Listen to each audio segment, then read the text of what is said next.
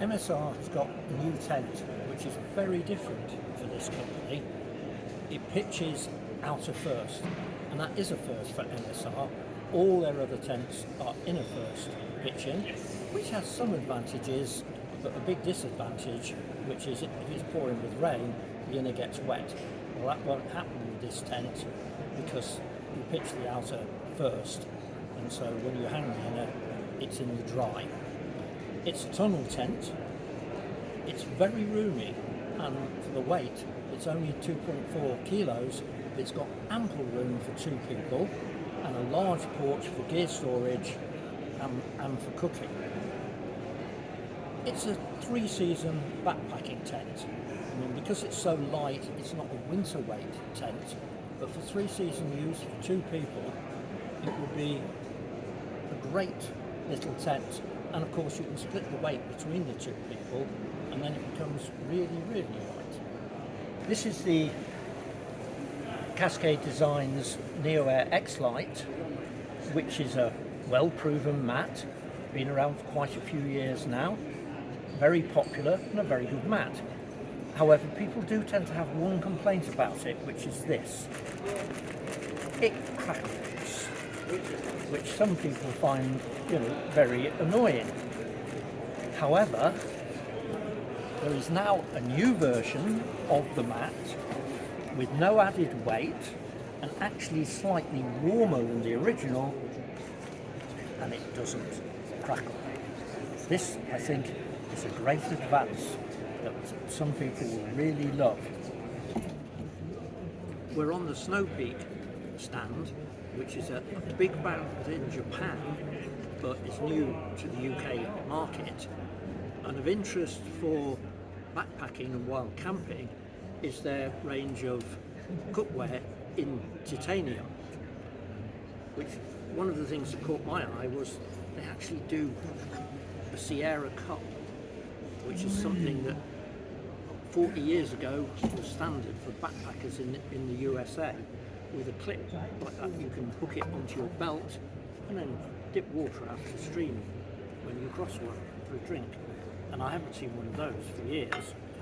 They also do more conventional looking mugs like these two. This one's double walled, they're both titanium, that one's single walled. However, if you find grey titanium, which it always seems to be, it's a bit boring. They've also developed a technique of anodization whereby they can make you a nice purple coloured mug. And because it's anodization, it's not a coating. This is now in the material, so it'll never wear off or change. But it's the same mug as that one, but just whether you want a bit of colour as opposed to greyness. And you can also, if you fancy it, you can have a coloured spork as well, which might frighten you when you put it to your mouth. So, and with a water bottle, they also found a technique to make a rainbow colour, which apparently is done by, in the water, the heated water that does the anodization process, if you pull it out very slowly, you get this rainbow pattern on the side of the bottle. And then, for those who want something really different, there are chopsticks in titanium. A set of 2 chopsticks, which again you can have in grey and you can have in purple. But because they're titanium, they're very expensive.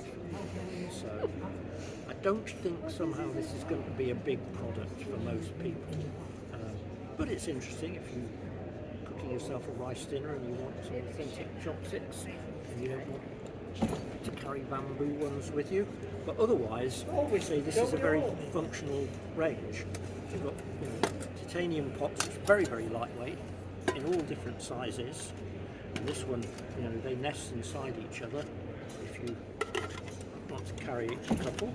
And if you really want to have some nice coffee, there's even a coffee pot. So overall, I think this is really interesting range of titanium products, and it's good to see that it's now available here. Montaigne has a new lightweight version of the synthetic insulated Icarus jacket. This has a recycled Primaloft fill, a recycled polyester outer, and the change from the original Icarus is it has a stretch fleece down the side with a grid pattern inside for quick wicking. Wood, and the average weight is about 420 grams.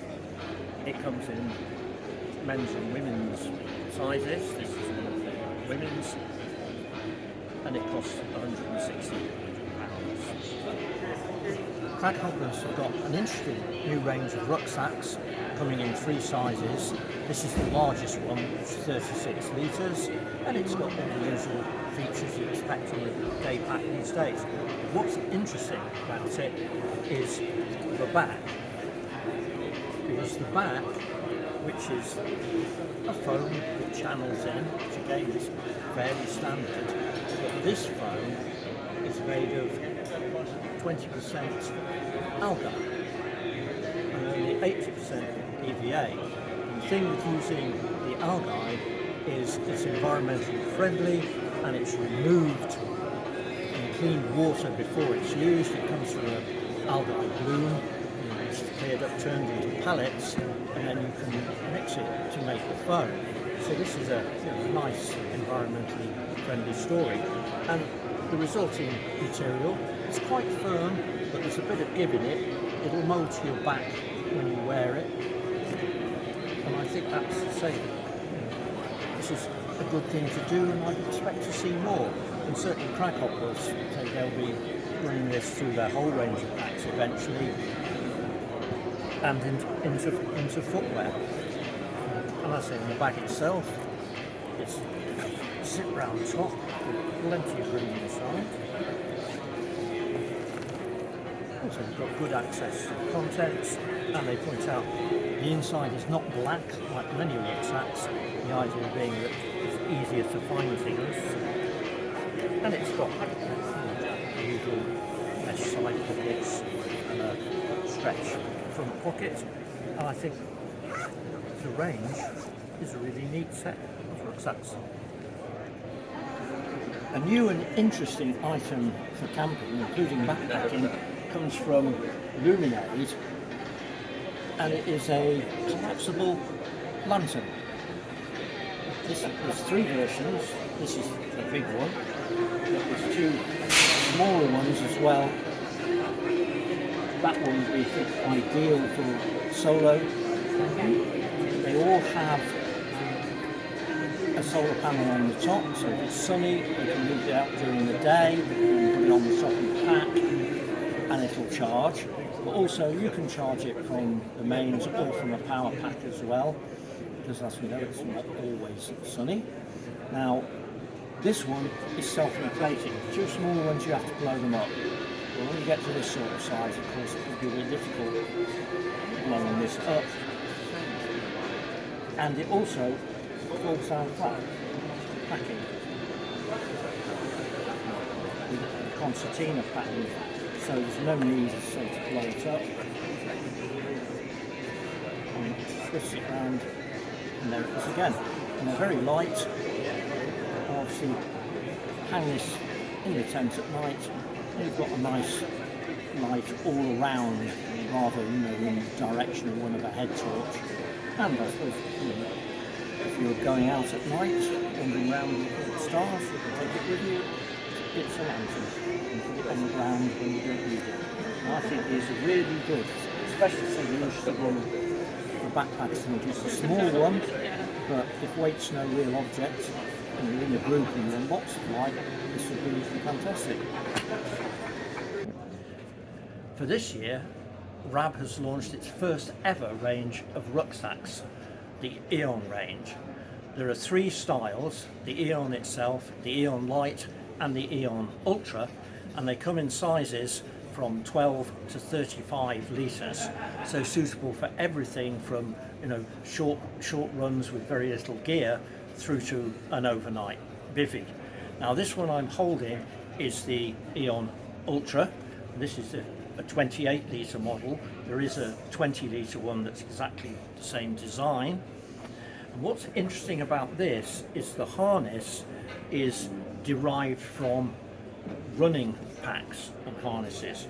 So on the chest here, instead of the usual sternum strap, you've got two straps for greater stability, and the shoulder straps, the hip belt and the back are all mesh to make them very breathable. So, you know, if you are running up a hill and you're working hard, this will dissipate at least some of the sweat. Now, the pack itself is probably virtually waterproof, though RAB do not claim it as such, because the seams are taped and the fabric is very water resistant. And as you can see, the top here is a roll top that clips down, so there's no opening here for water to get in. It does have big pockets, stretchy ones on the side with a side opening, so you can put your water bottle in there and get it out while you're moving. You don't have to take the pack off. And a huge pocket on the front for all sorts of odds and ends. RAB is also launching its first mats, of which there are two very interesting models, both called Ionosphere 5.5, which is this one, and the Ionosphere 5, which is this one. They're both very warm mats. This is the warmest, unsurprisingly given the name, and it has a 5.2 R rating. That one is 4.8, which means that both of them will be suitable except in extreme cold, certainly in the UK. And that's because they're insulated inside, a synthetic insulation that's recycled. The outer fabric is also recycled, but also inside they have a reflective insulation called tilt, which reflects the body heat back to you, which means that the mats can be lightweight, compact, and still very warm. They're the inflatable mats. They come with stuff sacks. You use that to inflate them. The insulation is in the core, the 4 tubes here.